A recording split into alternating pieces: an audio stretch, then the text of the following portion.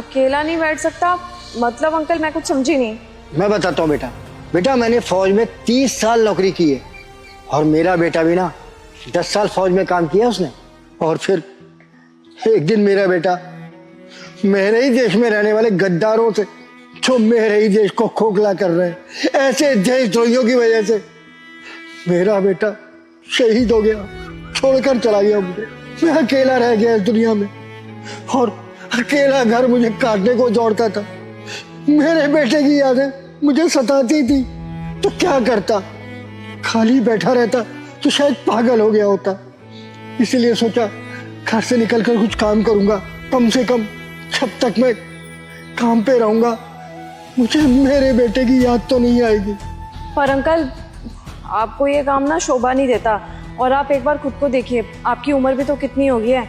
और मैं इतना तो जानती हूँ कि रिटायर फौजी को पेंशन का पैसा तो आता है ना, और मेरे को अच्छे से पता है कि पेंशन का पैसा इतना तो आता ही होगा ना कि आप अपना गुजारा अच्छे से कर पाओ। और चलो मान लिया फिर भी अगर आपको काम करना ही है तो कोई ऐसा काम देख लेते ना जहाँ पे आप आराम से बैठ सको, आराम वाला काम देख लेते। इतना मेहनत का काम देखने की क्या जरूरत थी। अरे नहीं बेटा, पहले मैं सरहद पर चौकीदार था और आज मैं अपने देश के अंदर चौकीदार हूँ। देश की सेवा तो कर रहा हूँ ना। और बेटा मेरे पास पैसे पड़े हैं, अब वो मेरे किस काम के, बुढ़ापे में क्या करूँगा और किसके लिए करूँगा। तो बेटा मेरे तो किसी काम के है नहीं इतने पैसे।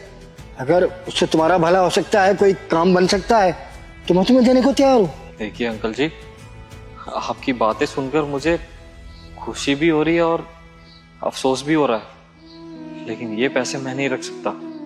अरे ये पैसे आपकी पूरे जीवन की कमाई है, अरे आपकी जमा पूंजी है ये, आप इससे ही अपना जीवन गुजारने वाले हैं। ये पैसे मैं नहीं रख सकता अंकल जी।